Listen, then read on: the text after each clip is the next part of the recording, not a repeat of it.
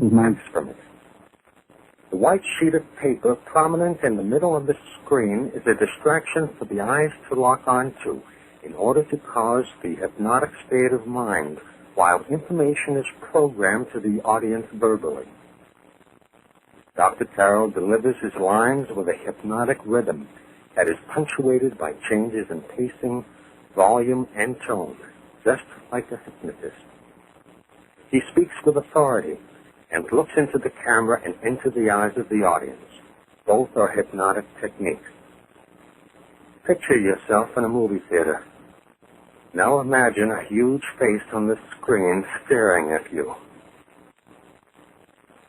The stated intent of Reefer Madness was to stamp out the menace of marijuana because it leads to, quote, acts of shocking violence ending often in incurable insanity, end quote. In contrast, young people are shown having a good time smoking marijuana, dancing, kissing, and retreating to the bedroom.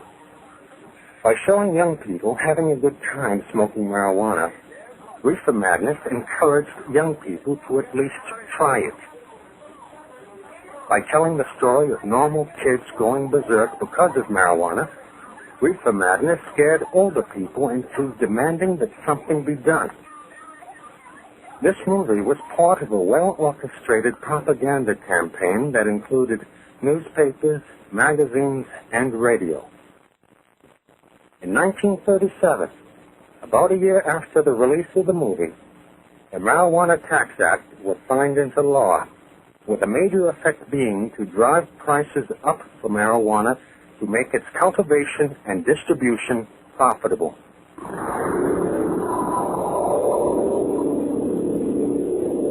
Bertrand Russell, philosopher, educator, and atheist, wrote in his book, The Impact of Science on Society, I think the subject which will be of most importance politically is mass psychology. Its importance has been enormously increased by the growth of modern methods of propaganda. Although this science will be diligently studied, it will be rigidly confined to the governing class. The populace will not be allowed to know how its convictions were generated. There could be no effective propaganda without mass media. Former national editor at the Washington Post and dean of the Graduate School of Journalism at the University of California at Berkeley, Ben Begikian, reported in his book, The Media Monopoly, published in 1983, that 50 corporations controlled most of America's media. When the second edition of the book was published in 1988, that number shrank to 29. In the third edition, published in 1990, the number shrank further to 26. The consolidation of ownership of the press, publishing, radio, television, and film makes the coordination of propaganda possible. The primary means for controlling people is the absolute control of information. Men in power often withhold information for selfish ends. They often present false information as a diversion for the same reason. Words can inform or misinform. What people think can be controlled by controlling information. Schools are institutions commanding trust, respect, and confidence.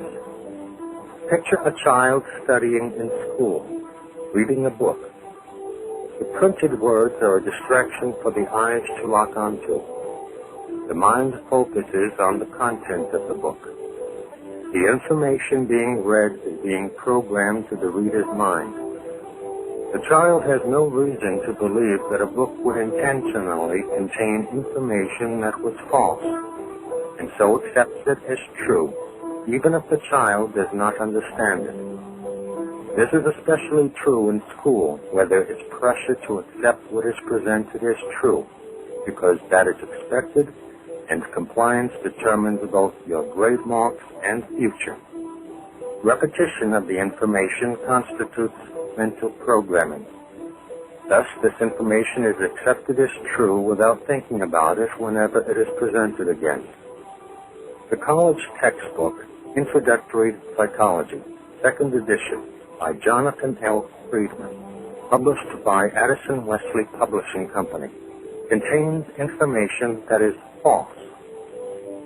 This textbook, used for General Psychology Course 221 at the University of North Carolina at Greensboro, fall semester 1982, says the following about brainwashing.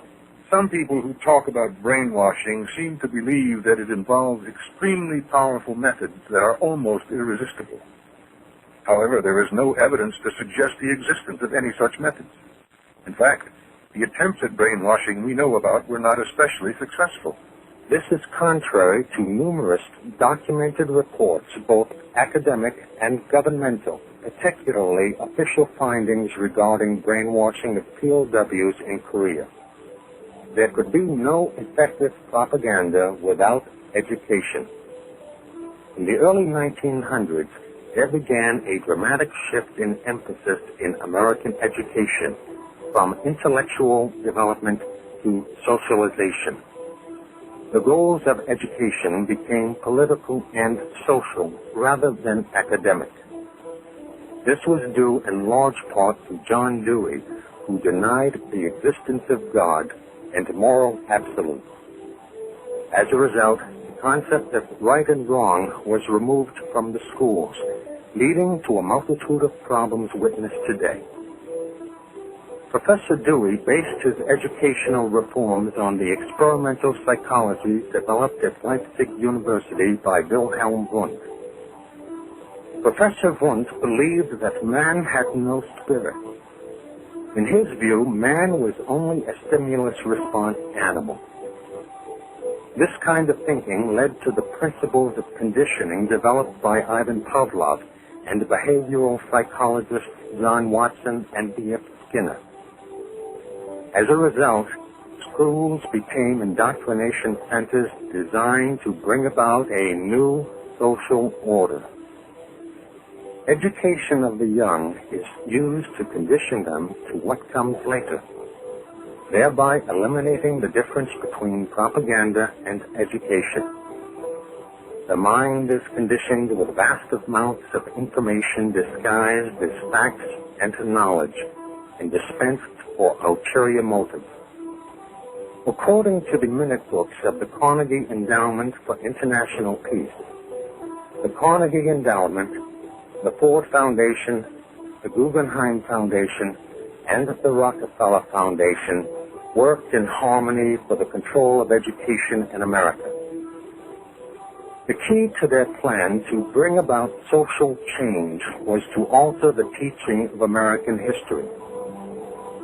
The Guggenheim Foundation agreed to provide fellowships for doctoral candidates of American history selected by the Carnegie Endowment. 20 prospective teachers were assembled and taken to London to be briefed on what was expected of them. This group of historians became the nucleus of the American Historical Association. Who controls the past, controls the future. Who controls the present, controls the past, wrote George Orwell. Norman Dodd, research director for the Special Committee to investigate tax-exempt foundations created by the 83rd Congress, was invited in November 1953 to meet in New York with Roman Gaither, president of the Ford Foundation. Mr. Gaither made a most revealing admission. Mr. Dodd, we operate here under directives which emanate from the White House. The substance of the directives under which we operate is that we shall use our grant-making power to alter life in the United States so that we can be comfortably merged with the Soviet Union.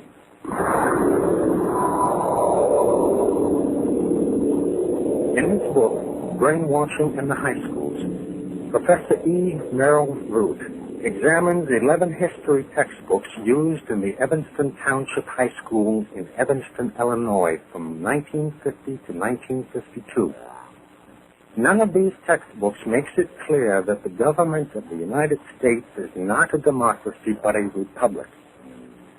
The Founding Fathers defined the form of government they established as a constitutional republic. Not one of these textbooks lists the word republic in its index. The essence of psychological warfare is to confuse the meaning of words and infiltrate the mind with conflicting concepts. These textbooks interpret American history primarily as a class conflict between the rich and the poor, a Marxist doctrine. A trend shared by each of the textbooks reviewed was advocacy of a world government.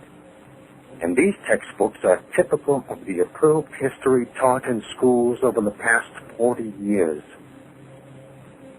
19th century British Prime Minister Benjamin Disraeli commented that the world is governed by very different people from what is imagined by those who are not behind the scenes. Political and economic power is concentrated in the hands of a ruling elite that controls the banks, large corporations, major